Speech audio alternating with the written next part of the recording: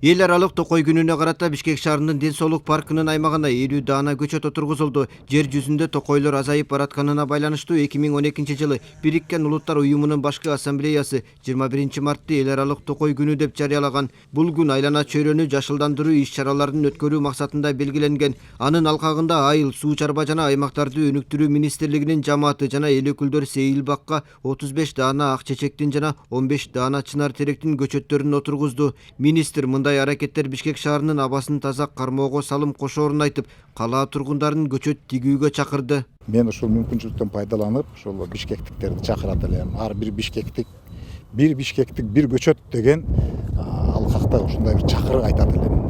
Баарыбыз тең мүмкүнчүлүгүбүз бар.